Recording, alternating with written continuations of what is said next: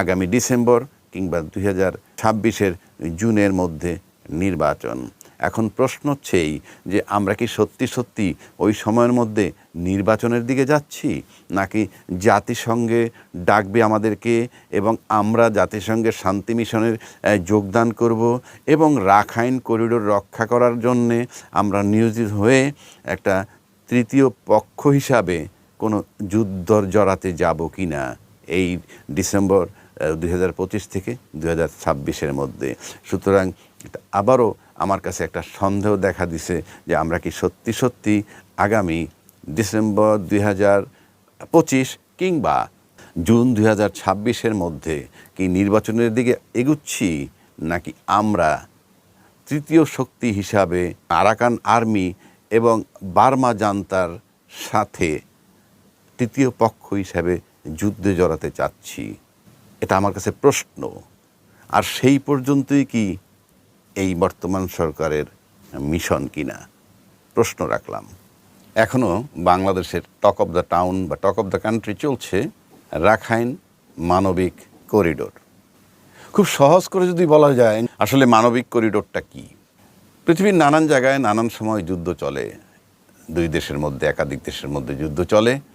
সে সমস্ত ক্ষেত্রে আন্তর্জাতিক মহল সেই যুদ্ধকে কেন্দ্র করে মানবিক সহযোগিতার নামে সামনে এগিয়ে আসে, যার ভিতরে থাকে এক ধরনের রাজনীতি।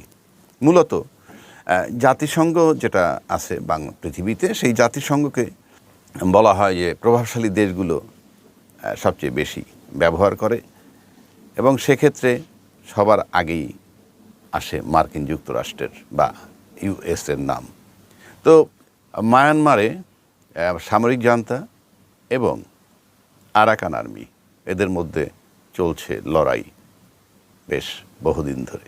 আরাকান আর্মি বেশ অনেক অঞ্চলই নাকি, বিশেষ করে রাখাইন অঞ্চলটা তাদের নিয়ন্ত্রণে রেখেছে এবং সম্প্রতি বাংলাদেশে গত মার্চে জাতিসংঘের মহাসচিব আসলেন এবং রোহিঙ্গা ক্যাম্প উনি ভিজিট করলেন এবং সেখানে তিনি ইফতার করেছেন এবং তখন এই বিষয়টা আলোচনায় আনেন, এই যে হিউম্যানিটেরিয়ান প্যাসেজ বা মানবিক করিডোর এই রাখাইনের ভিতরে।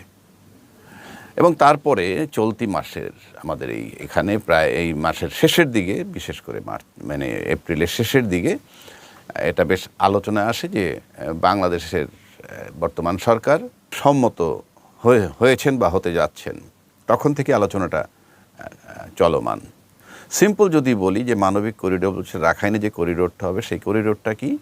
সেই করিডোরটাই হলো যে একটা নিরাপদ স্থান বা নিরাপদ জোন বানানো হবে, যেখানে খাদ্য সামগ্রী, ওষুধ এগুলো মজুদ থাকবে। কাদের জন্যে? এই রাখাইন মানে আরাকান আর্মিদের সহায়তার জন্যে। এটার মানে হচ্ছে যুদ্ধটা চলমান থাকবে, কিন্তু সহযোগিতা করা হবে, যুদ্ধ চালিয়ে যাও তোমরা।